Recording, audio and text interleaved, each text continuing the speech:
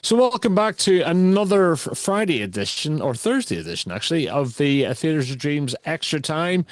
You've got the regulars, the reliable ones, I think they call them. Don Bars from Bars Tars and myself, Rod Maxwell. We're missing the Scotia one.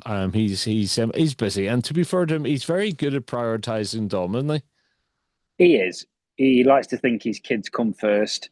So obviously he doesn't value football as much as we do. He makes me look bad, actually, I have to say, Dom. Well, I'm sure was it. I can't remember who it was. Was it Shankly? Isn't it more? What's more important than anything? It's football, isn't it? I mean, forget the kids. I love my kids, but you know, my child is not Erling Haaland. Well, there you go. Anyway, he's very good, a very good man, and he prioritizes very well. But I'm very glad to have you here. We're going to talk we've got a lot to talk about this weekend. Of course, is the Manchester Derby. We've also had the EFL this week as well, and the FA Cup at the weekend. Where do you want to start? Oh, well, I think we should start probably from last weekend before we lose any more Oof, memory. So must we've we? got, yeah, the FA Cup really. The magic question mark of the FA Cup. Did we get any? We got some.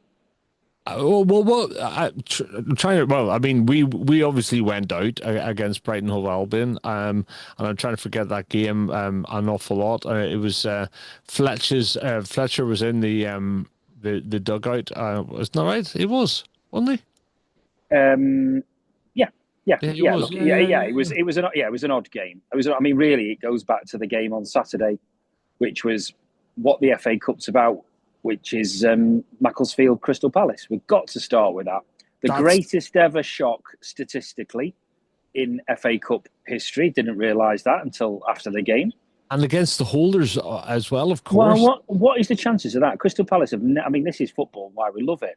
The madness of upsets. They had never won a tournament. Get to the final last year, and deservedly so. Beat City in the final, which was one of the shocks of all time.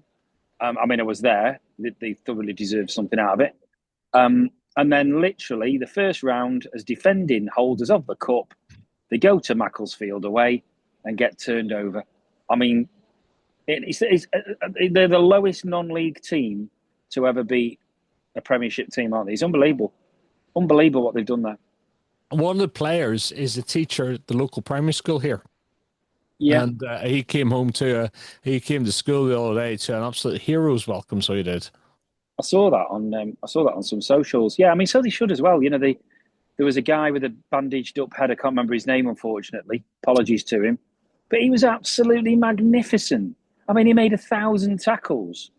Honestly, it was deserved. I mean, remember it wasn't like they hung on. They were 2-0 up, and Palace only scored very late on to make it 2-1. And it's Yeah, yeah.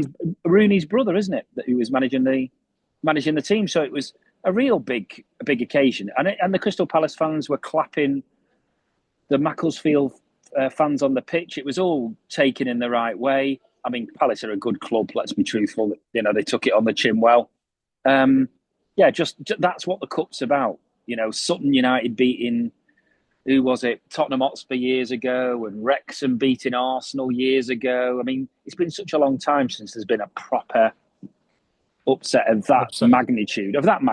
I mean, little old Mansfield, got a great result at Sheffield United away. Granted, Sheffield United are struggling, but still a great result in a Yorkshire derby. It was Um, that the teacher was called Sam Heathcote, and that's him. he is the son of former Altrincham Football Club captain and manager Graham Heathcote. There you go. Keep it local. But no, just brilliant. That Macclesfield story. Remember, they went bump. There was the Robbie Savage thing. Yeah. Mr. Smethurst took it over. Who, funnily enough, my daughter knows his kids from school from years ago in Cheshire. So I remember him buying that in 2020 and taking it on as a project. And look what he's done. Brilliant. So, Brilliant so story. just remind me because I actually foolishly thought that the likes of Robbie was still involved in Macclesfield. They sold it. Is that what happened?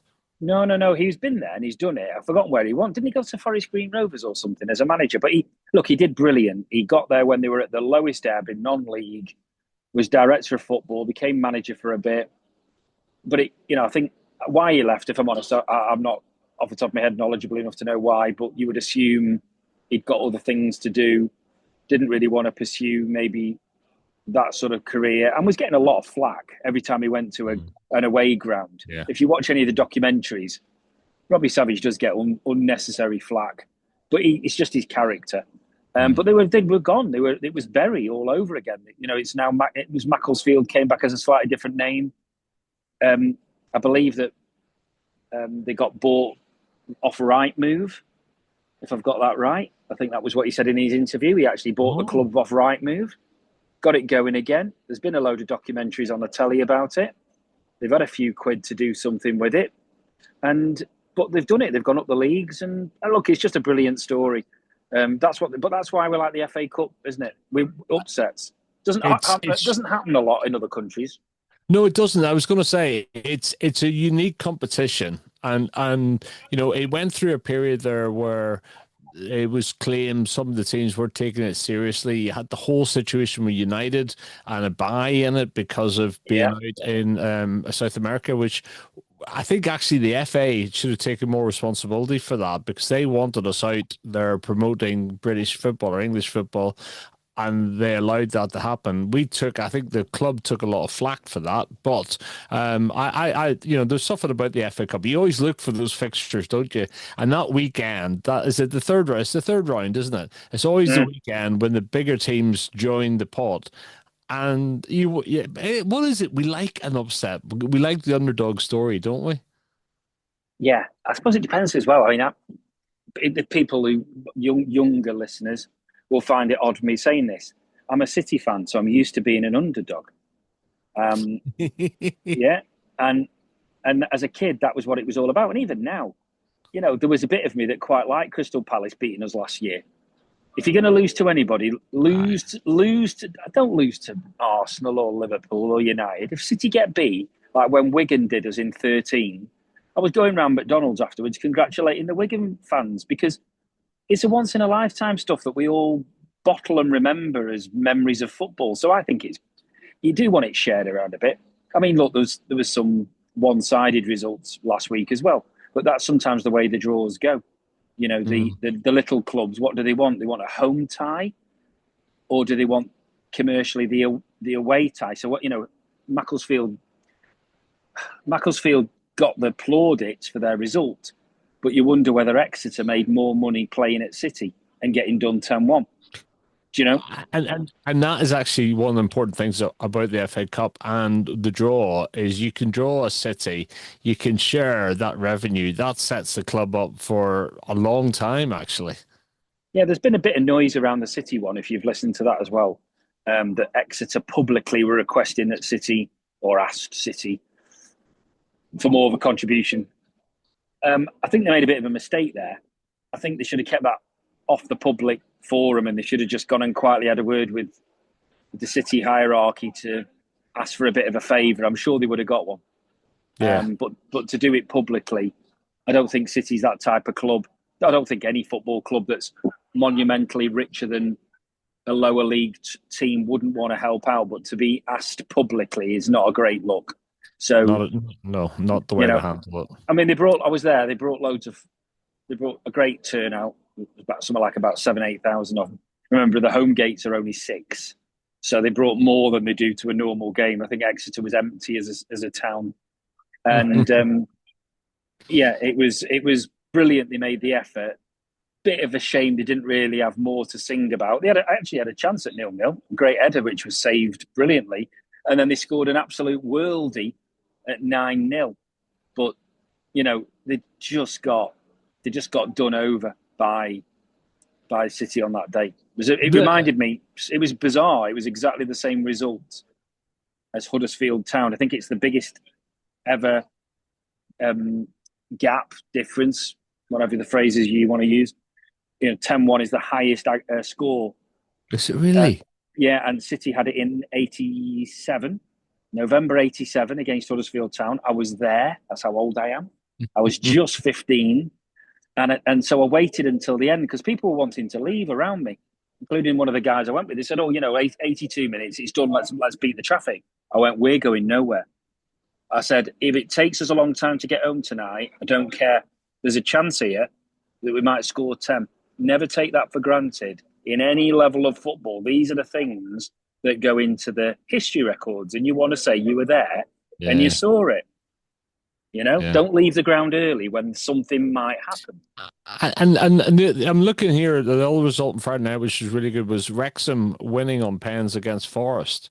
Now, Wrexham's rise has been unbelievable because not so long ago they were playing in the conference. They're now playing Division One Championship. Championship. They are, yeah, and that win against Notts Forest is no fluke actually because they've been doing very very well. But it's a big scalp, isn't it?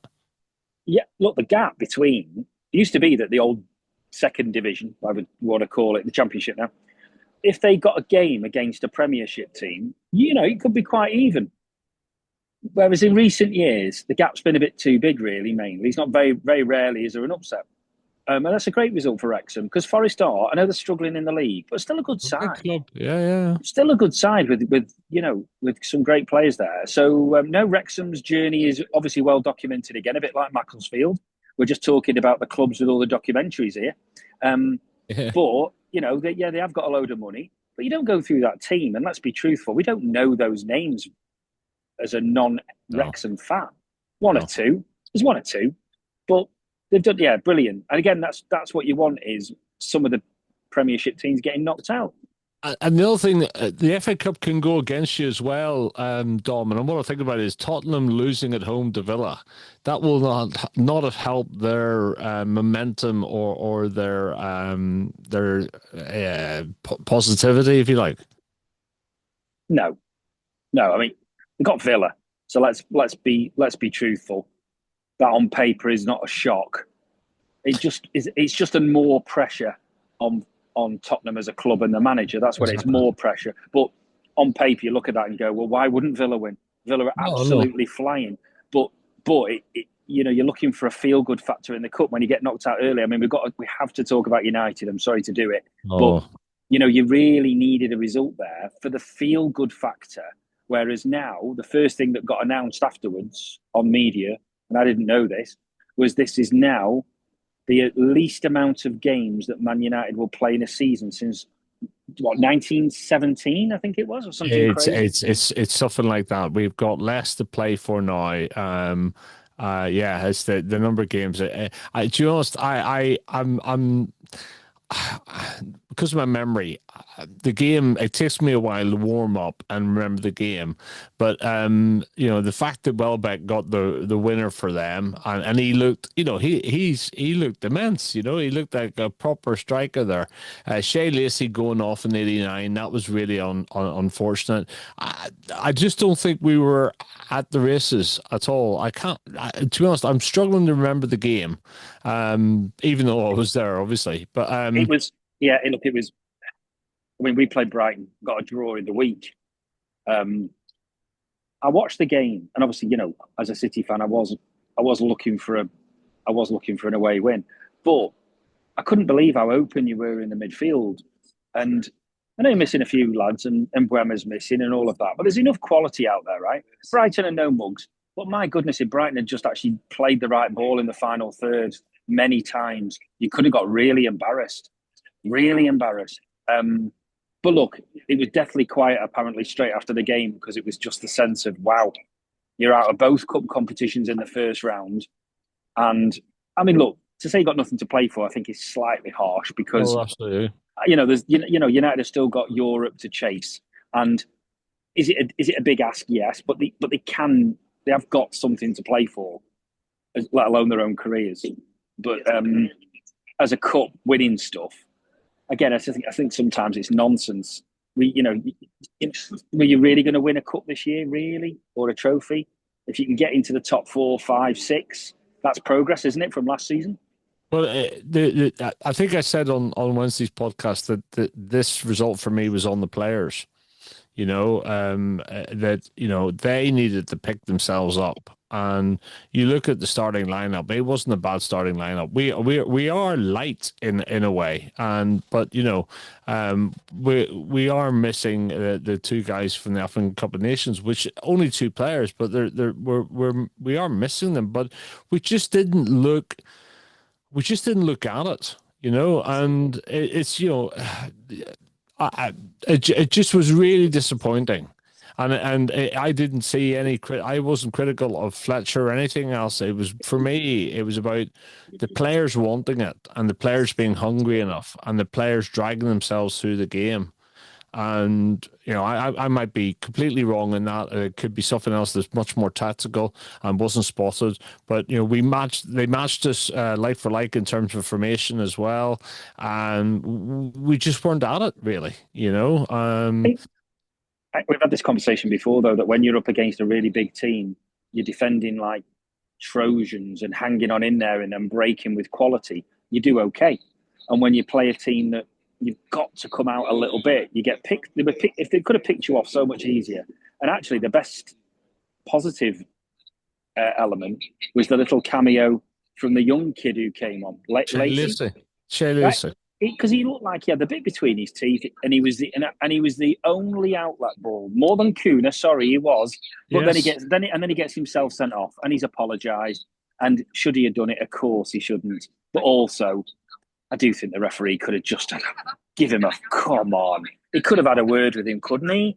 Well, I mean, there's the spirit and there's the letter, and you sort of think, why, within the context of it, you would think so. But when we had plenty of times, we had 19 shots, right? We had more shots on target than them. We had more shots.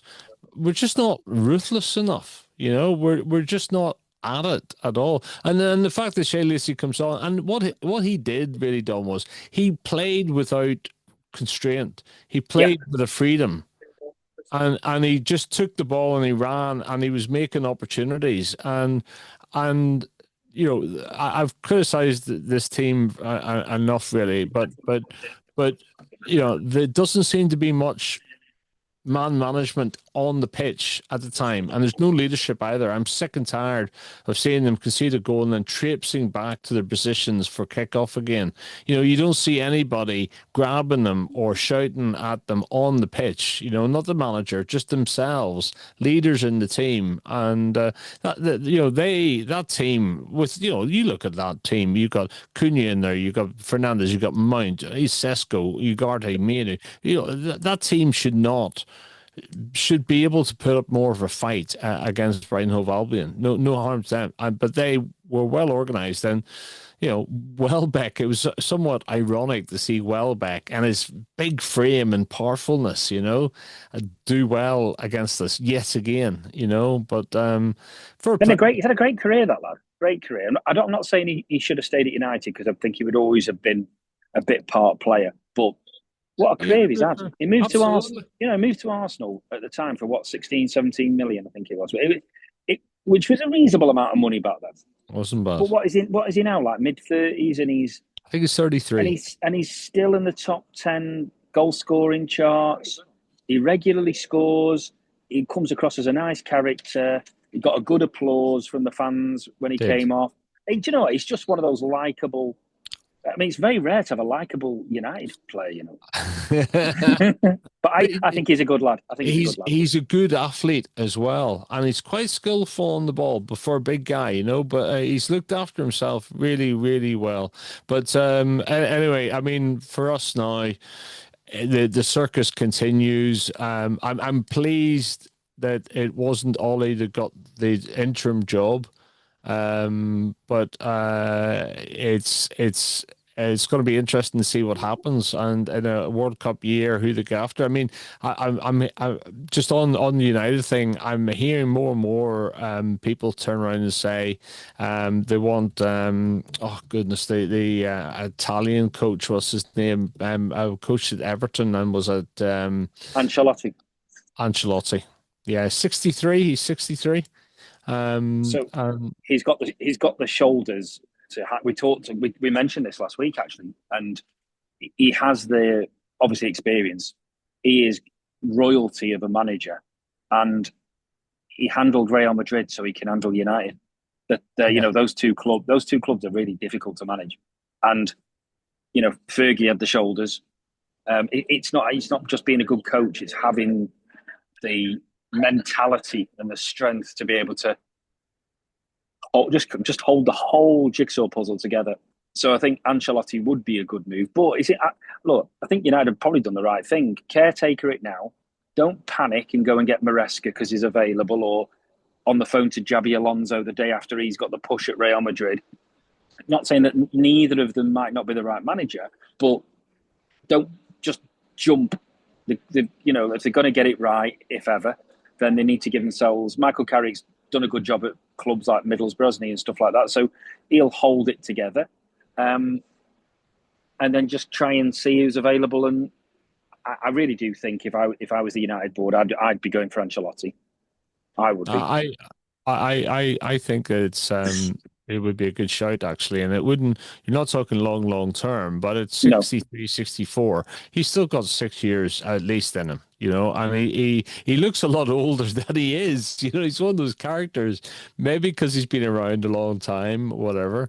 And what I like about him is that I think he's got the gravitas and the experience and a certain calmness but steeliness that he won't take crap from people. So I gotta say I think it's a good shout. And I think what I find interesting about this, Dom, is that when you're recruiting somebody for any company you work for, you always write down some criteria around what you want, right?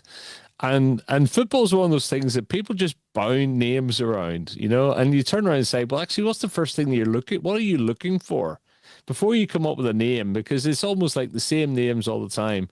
What is it that you need, and how much is it about technique and experience and skill as a football coach, and how much is it about gravitas and your reputation and your knowledge of the league and and people management and stuff like that. And I find it interesting. People use the names without actually thinking what does the role actually need. well, yeah, you got to match. You got to match it. I mean, we can talk about there's probably at least half a dozen managers in the Premiership who are coaches as the next wave coming forward, right? Areola at Bournemouth, the lad at Sunderland. There's a variety of them, right? But does that mean that they can walk into the United job? We talked again about this last week, and we were talking about the Newcastle manager having the experience to handle a big club with expectancy. So that still stands. But nobody's bigger than Ancelotti when it comes to managing world-class egos. I mean, he's had Ronaldo at his pomp and all that Real Madrid dominance of handling real strong personalities. Now you look at somebody like, interestingly, you talk about Xabi Alonso and go, wow, he'd be fantastic at United.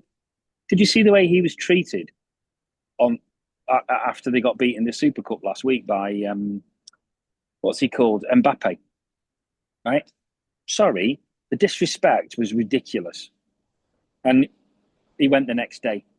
So something's triggered that at that moment. They've lost a Super Cup final with a deflected goal 3-2 to Barcelona.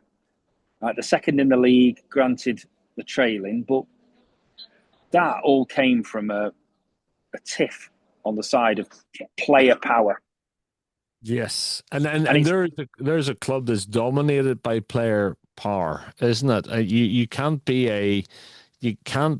a whimsical manager. You have to have some steel. Now, Alvaro Arbeloa, I don't know this guy, but he used to play in the Prem. Is that right? Yeah, he was Liverpool's left right back squad player. Part of their team in the late teens. I Um, can't remember him. yeah, he was okay, but he's gone there as a caretaker manager, and he's gone. And his first thing that's happened is he's got knocked out in the cup, whatever it is, the Spanish Cup by Second division Albacete. club. Yeah. Like that is the shock of all shocks. Granted, they've rested players, but who cares? Albacete shouldn't be getting a result there. Uh, So I, they've put I, themselves under pressure. But again, if it, I think it's nailed on, Dom. The Klopp will go there. I think it's nailed on. well, it's wild, isn't it? You know, he retired. He didn't really want to manage. If there's one team that's going to get you back, It's if you want, Madrid. in it, it is. If you're going to have It a is. challenge now, Yeah. whether culturally, Klopp's going to get what he wants, you know, to be allowed to manage and do his thing, which he's done brilliantly at Borussia and Liverpool. Will he be allowed to do it again there and change the whole focus and style and energy? That's, I don't know. He's got the shoulders for it though. Again, He has. And if there's going to be one job that would tease you it's back that. in,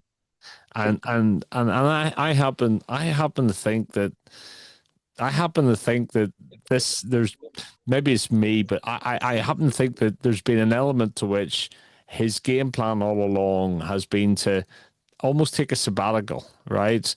Go off and see something else in football in this directorship role that he's doing, right?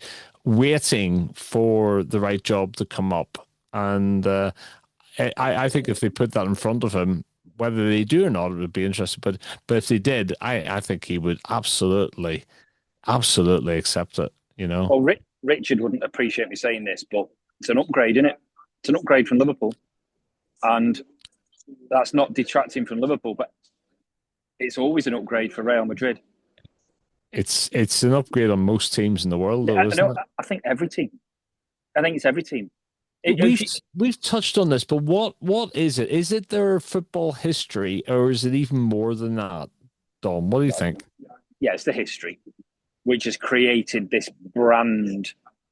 It's the brand, and Mm. I mean, let's be honest. If you were to describe, if you put Real Madrid's badge and kit, and somebody came off, you know, from another planet, and you went, right, we've got a job for you. You're going to go to this club where it's full of players who are full of ego, won't listen to anybody, won't do as they're told. You've got a chairman who interferes, and if you lose a few games, you'll get the sack. And the fans are crazy and won't accept a draw. Would you fancy the job? Yeah, Mm. you'd go, well, no, thank you. But you do because it's the brand and identity of. It's supposed to be somebody like, I don't know, always wanted to work in a business making running shoes, and Nike come knocking. You know, Oh, it's that for me. It's the brand, and that brand has come from the historic history. Well, the historic history, same thing. The historic nature of the club, which you could argue gives it an unfair advantage, and always has done, because they won the first five ever European Cups. So they invented the blinking thing. So it's a bit like, you know, it's Johnny's ball, it's his goalpost, and he's going to have first pick of the players, and we'll have a tournament. It was a bit, and they've got that history of being the most dominant team in Europe or the world, really. But there are times when they're not the best, but the aura and clamour to want to play for them means that they get all these great players on free transfers, and it's just a real weird bespoke club in the world. but you know, the thing about that club, and I've written here, did Player Power get Alonso sacked? And I think ultimately it did, right? Because they've got massive personalities and egos, and they always have had. You know, when you go back to their Galactico type of recruitment strategy, yeah, you know, you were dealing with some of the biggest egos and the biggest characters in football. The one thing, if whoever goes in is either going to have to just accept that and get on with it or take it on. And the one thing I believe is Klopp won't accept it. He'll take it on. And that'll be an interesting battle. If they go for a manager whose profile is very prominent, then that profile is going to clash with that idea of sort of player power, the Galacticos of Madrid, and that'll be an interesting battle. Well, there's obviously strong egos. Even Bellingham has that, you know, the body language and everything. Probably misinterpreted sometimes, but that's part of playing for them. But I have a real, not issue, or maybe I do, maybe I just dislike the man. I don't like Mbappe at all. I think Oh he, no, there's I something think about that player. he stinks. He stinks, right? You think what was going on at PSG when he was there? It was problems, sacking after sacking, never achieve what they should have achieved. I've seen him play many a time. The guy, I've absolutely no issue with his ability. He's absolutely extraordinary. But my goodness, he plays it in himself too many times. I mean, don't get me wrong, he's scored hat tricks in World Cup finals that he didn't win. Um, and there's times when he can bring it to the party and he's got trophies where he says, well, I have been successful. He could have been more successful if he'd have had the right attitude, in my opinion. And he's left PSG. Look at PSG now. They went and won the European Cup without him.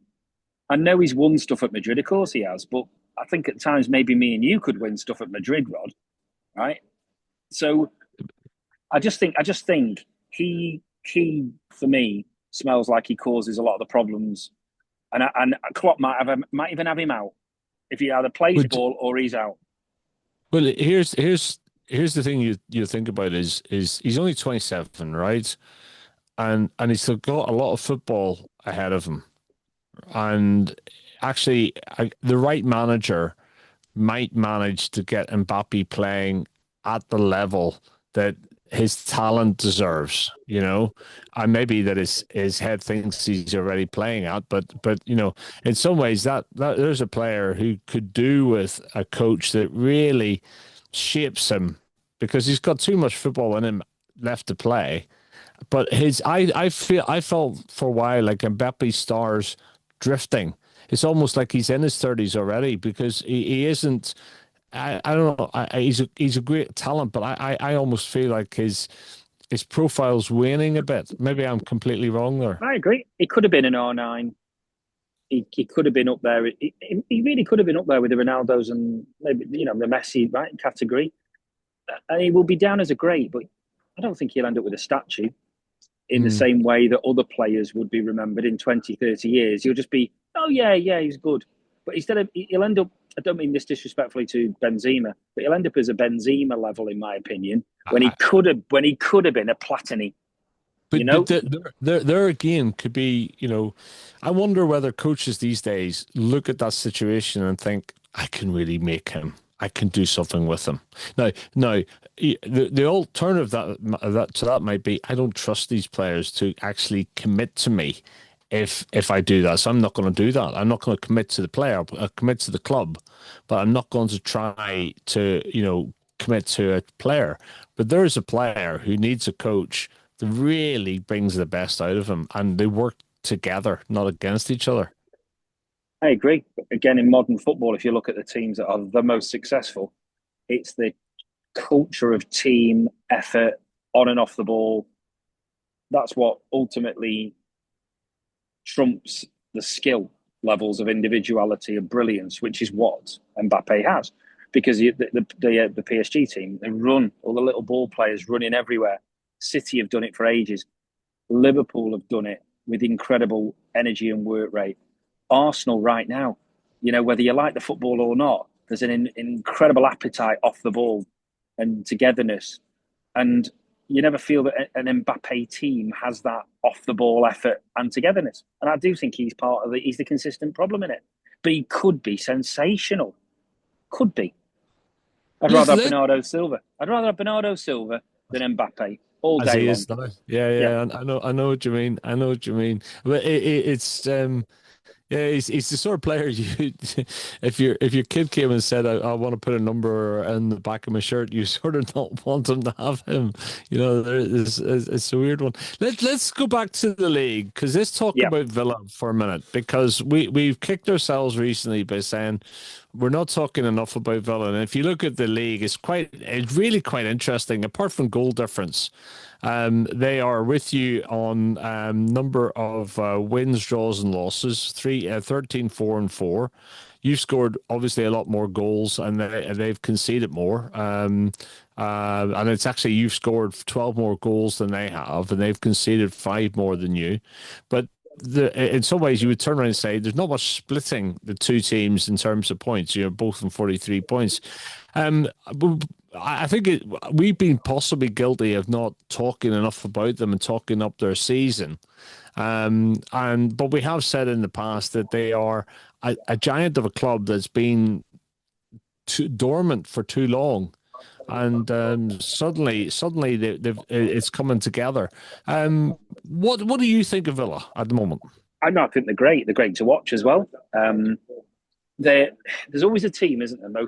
Nearly every season, who breaks the top four and freshens it up. They don't necessarily always stay there until and get the Champions League place that the season might deserve. We've seen it with Forest, Newcastle being the most obvious ones I can think of straight away. But I think he's got some great players. I think the manager's fantastic. I think this is where it gets stuck, though, is that you're right, all those stats you just gave, they're their level going toe-to-toe with City. And now they're talking about trying to get, Tommy Abraham, the ex-Chelsea centre-forward. Yeah, they're trying to get him back in. They've let the other centre-forward, looks like he's going to Roma. Is it Marlin? So they've got some great players. And on their day, they're a great side and they've had a brilliant run. But then City, and other clubs can do this, but City obviously go and then buy Semenyo. Right, so they double down and they double down and go again, and he scores as well the other night, didn't he? Well, he's got 2-2. Granted, it was Exeter and Newcastle was good. I mean, he should have had another goal with the VAR decision. We can talk about that in a second, which was a joke in the EFL. But the difference there is Semenyo comes in. We're trying to get Gay because we've got a defensive issue. But actually, the lads that have come in have done brilliant there. So ultimately, it's about depth. Can Villa kick on beyond where they are? The romanticism of football says, wouldn't it be great? The reality is no. Because City can spend 100 million. Arsenal can spend 100 million. Villa can't. And they've got what they've done with their budget, with their man management skills and their player identification is fantastic. But if they were to stay anywhere in that top four and have a cup run, I think they could really well in the FA Cup, couldn't they? Because it can beat anybody on the day. They've already shown that. They beat City and Arsenal this season already. Probably Liverpool, I think, as well. They can beat anyone. And they've had a brilliant league run. But I think they'll stay where they are because I think the ones below them have just not quite got there. The new Chelsea manager's in. Is he going to give them a bit of impetus? Is Liverpool going to get any better? But really, I think it's Villa's there to command third spot, and anything above that would be a bonus. Well, the Express are reporting today, Samuel Mead in the Express reporting, and this is as of 2:10, so an hour ago, that they're close to landing Tammy Abraham. And they will sell. Who is it they're going to sell in return to balance the books? They're set to let somebody go to Roma, Malin, and also suggest that Evan Gusent could be transferred to from the Middles club to Nice for 30 million. So Tammy Abraham would be a good addition to them. I can see him linking very well. Yeah, no, it's good. But again, that's what you've just said there. The mix they've had to go and get Tammy Abraham for X, sell a couple of others for Y, and City just buy Semenyo for 65 million. There's the difference. Because our squad isn't big enough at the moment. Yes. But the difference between being a top 4 team and a top 2 team is monumental. It's monumental. To get that top 2 position, you've got to be some side in this country. City any other season could be winning this title, but Arsenal are still hot favourites because of their quality. So we'll see. Europe's going to get interesting. We're going to go deep in that tournament in this country between some of the teams. I feel we could end up with some all English quarters or semis. I think we could go quite deep collectively in that tournament. City, Arsenal, Liverpool, maybe, and Villa. Why not?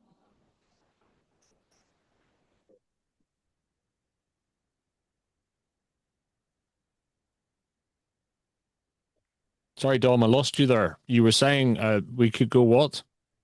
I said the English teams could go quite deep in that tournament, in Champions League because they've got such calibre.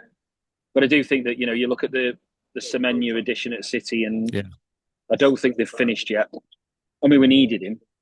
It's interesting. He's sort of moving into the EFL stuff in the week. He has The difference he's added that I've noticed is he comes into the box. He doesn't stay on the edge of the box.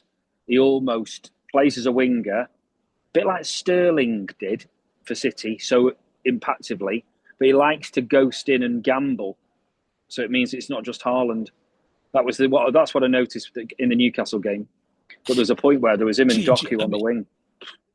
do you find one of the frustrations I've had with United this season is I felt that we never have enough people in the box. And we don't see anybody gambling and busting the gut to get in the box at times. It's almost like they don't expect anything to happen, and therefore they hang back. But United of old would have always had a couple of options in the box, whether it be somebody to cross to or somebody advancing to the box and having somebody to play off. We don't have that, and as we haven't had that for a while. But I do wonder whether that is a facet of modern football today with the different formations. I think it is. I think it is. I mean, City, for all of that brilliant Haaland centre forward work, there's many a time where you feel like you want him to gamble a bit more, but he gambles probably the most. But everyone's got to hold up play and get involved in little triangles back, and sometimes just get it in the box with a bit more intent and probability. How's Sesko? I mean, Sesko got a couple of good goals against Burnley the other week. Mm. They were tidy finishes, but you got to feed him. I mean, he come offside, he's raw, but he'd have a better chance if he hit the ball. You've got it to him faster. Kevin De Bruyne made a career of being a midfield great by taking crosses early, didn't he? And that's the one thing I liked when Shea Lacey came on the other day was that Straight in the he box. was exactly and look, it's not to say you should just rely on that sort of wing type play, but it's another part of your game, and we've I think we've missed it quite a lot, and I don't know why we've lost it, but anyway, look, let's before we talk about the Manc derby, let's just mention VAR because Mm. what was the game you were talking about where you thought they got it all wrong? So I'm not being a salty blue here. It was nearly every football fan I've listened to since the game, including Newcastle fans. Cannot understand why that goal was not allowed. So it was the Semenyo second goal where they've decided, after a crazy amount of time in the VAR studio, 6 minutes or something, He was offside. I mean, to say it was forensic Oh, is I know. and all the camera was doing, this way it got really embarrassing. The camera was just watching the two guys with the TV screens in the studio, to me, panicking, looking and going, can you see anything? Can you see anything? At what point do those lads go, well, no, not really. So therefore, it's called a goal. It was almost like they got told, I'm sure they weren't, but it's almost like they're trained and conditioned to go, we're going to send it to VAR. Please try and find something so it's not a goal. He wasn't interfering. It was at most the length of his ponytail. I mean, Oh. honestly, I can't even see it. All I can It see is was that it was it a was gnat's nothing. breath. I know, and you sort of think it's not even if you sort of say give the attacking team the advantage, you weren't really talking about much at all, you know.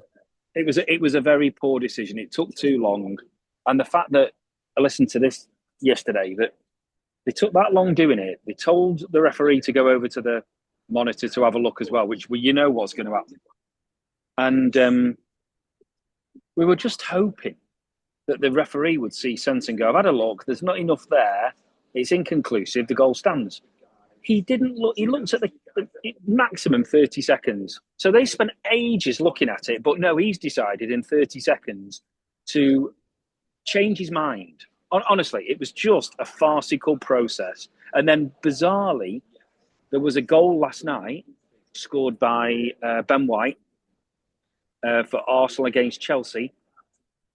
Pretty similar, right? Really, with Gyökeres by the defender, I can't remember who it was. Really, really similar. Nothing was said.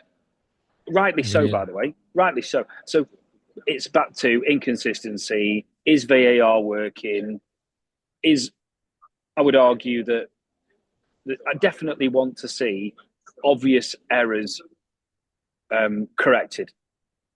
So But what's this Wenger rule I'm hearing, offside law, where he's basically saying there has to be clear daylight. yeah, so he's raised this before a few times, but it comes up again because of situations like this. So the media bring it back up. I'm not sure there's any actual concrete evidence that they're now deciding to take this seriously.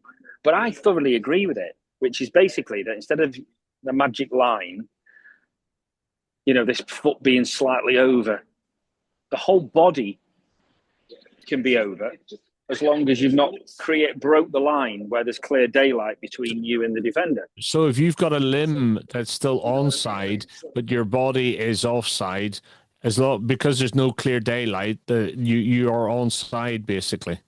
Yeah, because I think he used to say, and I agree with this, that a defender stands one way and leans that way.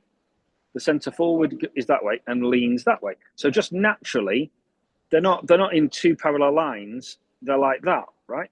So Yeah. the idea is just because your chest's in front, you're not really offside. Offside was designed to avoid goal hanging, as we called it as kids. Yes. Yes. That's what it was for, Yes. right? And actually, we might get more goals as well. So that's not bad for the game, is it? Yes. Right? Yes. Yes. So let's. I think Arsene Wenger is. I think he's spot on. I'd love to see that. So that a forward, if he's bursting forward, gets a goal, and as long as he's not goal hanging, i.e., he's way ahead of the player with Yeah. daylight, but we're pulling it up for the shape of the body and the angle that you're at, and that to me is not what offside was designed for back in the whenever it was, 100 years or so ago. So, so Wenger, as I understand, is still chief of global football development at FIFA. He was appointed that in 2019 after he stood down from Arsenal. If anybody has got the ability to do something like this and have the credibility to push it through, it would be him, really, wouldn't it? Yeah, I think so. I mean, it'd be great, wouldn't it be great if he was heavily involved in running FIFA or something? My goodness, you might actually have someone who's It, got a little bit of integrity. But it would um, be fresh, wouldn't it? yeah, whatever you think of Arsenal and your dislikes of your competition, him as a manager and a person has been brilliant for world football. So I think he talks a load of sense, and it would avoid examples like this. But actually, that one was just particularly poor. And I think the fundamental issue just on that, Rod, is that referees are abdicating, and lines people, assistant refs, are abdicating decision making because they can be making more decisions and being lazy because they'll let VAR try and sort it out after. And then there's some poor bloke in the studio who's probably not qualified enough, to be truthful, who's got the TV remote control and is playing rewind. It just makes a mockery of it, particularly if Yeah, you're in the no. crowd. If you're in the crowd, it's even worse. On the Oh, telly, I was frustrated, but when yeah, you're there, it's the fact you can't really celebrate a goal, because you do the instant reaction, then you look, and the moment's gone, really. I agree. Anyway, Arsene Wenger could leave a lasting legacy, couldn't he? Well beyond his time at Arsenal if he got that fixed. Let's turn to the derby because all eyes will be on that. Well, all eyes, some eyes will be on it on Saturday, and it's at Old Trafford, 12:30 kickoff. Will you be there, or you haven't got a ticket, have you? No, it's away. I went for the ballot, but didn't get any. Unfortunately, my media career has not taken off enough yet to enable me to get any freebies. But if anyone's listening to this of our 14 followers, and they've got a ticket or they're friends with Roy Keane, please let me know. But no, That's I'm not going. 14. That's 14,000 followers or 14 million. No, I tell you, it's these two teams have met 197 times, right? Which actually, in some ways, you sort of think that's not really that often. United winning 80, City winning 82 or 62, sorry, and the 55 being a draw. Now, recent stats have been somewhat different, obviously, but it's they first did this back in 1881. It's mad, isn't it, when you think about that? I mean, there's so many clubs and so many leagues don't have that sense of history. And it's big, but here's this. Is it a big game for you as City fans, or is there other clubs that are bigger games for you? No, it's big. It's always going to be big because this is our historic mentality. Don't forget when we were terrible. I mean, if you ask my dad, right, he's 76 now. He'll still say, "Well, we lost, but at least United did." He still has more. I'm more apathetic about it now, which is the worst thing. If I'm not bothered about United, that's the biggest insult. Like there was a time when United weren't bothered about City. That is the biggest insult, right? And but my dad's taught us as kids, indoctrinated really in the cult that anybody but United. It was ABUs, wasn't it? Right? Yeah, yeah. And that's what we used to do. We were terrible, losing to somebody like Mansfield away, probably in the league. Um, but as long as United got a daft draw at West Ham away or something, you'd be happy. It was madness. So the derby does. I know there's this Man United Liverpool thing. When it comes to competition, there's more of a recent rivalry with us and Liverpool. And Arsenal, but that's about actual winning things. Rather than Yeah, history. yeah, Yeah. that's what that is. There's points where Liverpool and Chelsea were going toe to toe. It was only because we were both good at the same time, not because there's any linkage with the two clubs really. Mm. But no, for me, the first derby I look for is that this is the derby, and then I look at the Liverpool game and then the Arsenal game. But this one, don't get me wrong, on paper, like your team's in disarray. You're getting a draw at Burnley. You've lost to Brighton in the cup. What happened at Wolves? Did you draw with Wolves? Can't remember actually. You drew. You drew with Wolves. Yeah. I mean, honestly, it's poor, and I laugh about it. Yet, Thanks. and you've got, Thanks. and you've got this temporary manager, and you've got Harry Maguire probably going to be up front, but I am nervous. I am nervous because it's the derby, and actually, if you look at your run rate in the last 10, it's pretty good. It is pretty good, actually. It's. I think your run rate is you're one game unbeaten since 2025. Before that, we actually had the longest unbeaten run between 1990 and 2001. 16 games on I remember him. unbeaten. It was embarrassing. But it's well, what's interesting is there's been some big score lines in the derby over the time. I mean, back in 1926, you'll remember this. City won 6-1, and then you beat us in 55 5-0, and then 94 we beat you 5-0 at home. I remember that one, and then you beat us 6-1 at Old Trafford in 2011, and then there was a 6-3 in 2022. You beat us 6-3 at your place. I mean, it's a high scoring derby, actually, isn't it? Yeah, yeah. I mean, again, there was you did a smash and grab on us at our place with Ahmad, 2 goals a couple of seasons Oh, ago, that's and right. Yes. did we beat you three? Have we beat you 3-0 last year? Can't remember now. Listen, Uh, it's never, ever, ever a formality, and never should it be, because that's what makes it fun. And you just know that your guys will be up for it. Another manager. It's us 12:30 at lunchtime. If ever there's a banana skin for us, it's this, right? On paper, you look and go, surely City are going to just demolish you. But form does. It's the classic corny line, it's but out the form window. does go out the window. What? I've been to some great. I mean, some of my best ever derby was 5-1 in '89. That was my first one I went to in '89 with the famous one when Fergie just joined. I was Uh-huh. obviously I didn't go to the 6-1 away, but that was on my birthday in the year we won the league In when 2011. Balotelli. Yeah, that was. It was on the 23rd of October. I remember it, watching it at home, thinking, "What the hell have I just seen?" Um, I remember the 5-0 when you beat us 5-0, and you beat us 3-0 at home that season. I lived in Preston then. We In got done 8-0. 94. 94, we got done 8-0 on aggregate. We were terrible. But that was when you dominated football. And then Mm. I went to the 6-3, which is the only time we've had two hat tricks in the same game, Haaland and Foden. There's a Ooh, stat for you. that's a great start. Um, so, but even so, you've got a bag of half decent results against us Yeah. in the last few years. Yeah, but do you know the thing about this is, I, I like the fact that Foden cares about it. He's a local lad and all of that. But when you look at some of the players that we've got, I wonder, is there anything that would ignite a fire under them at the moment?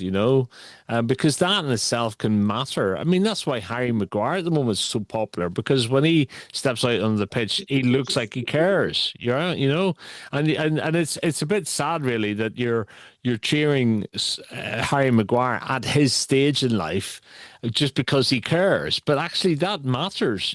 So I think the game is huge for us on Saturday, because what we need to see is 11 players who actually really want to win, really care, and dig in. And that's a big ask to have somebody turn that around in like 5 days. But it's a free hit though, isn't it? And that's why I think It's you're a free hit. dangerous. That's why I think you're dangerous. It's a free hit. You went to Liverpool with a free hit. You were terrible. You went to Liverpool and you come away with a result, a proper Yeah, result.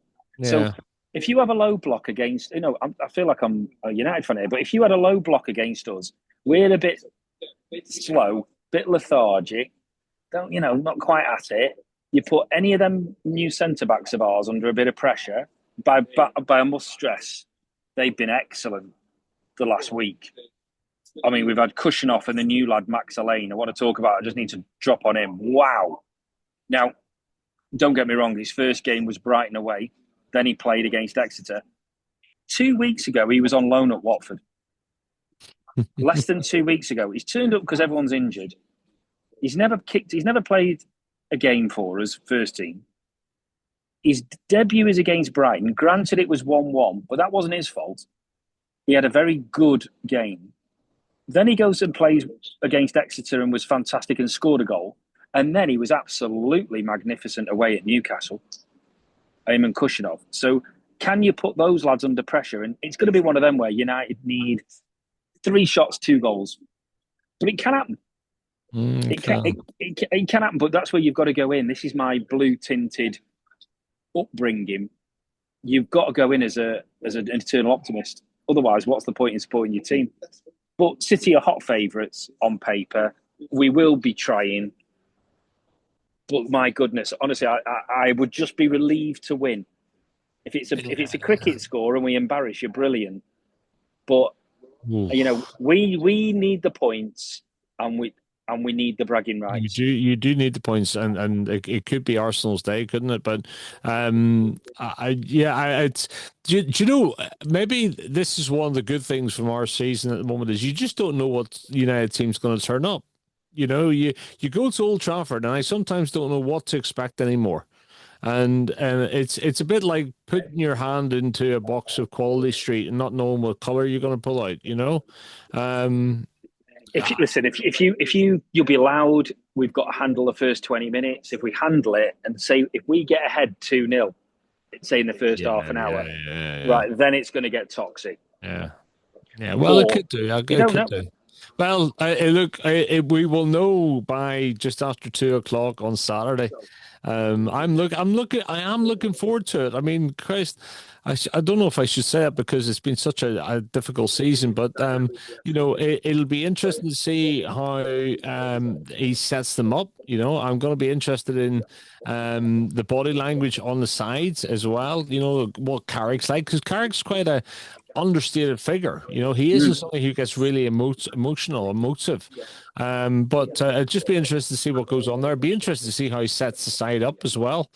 And no doubt Ahmad and Mbemo will go straight back into the squad and should go in with a certain amount of bounce, really, from the African Cup of Nations. I think there was talk that they might not play because of travelling, I assume, and things like that.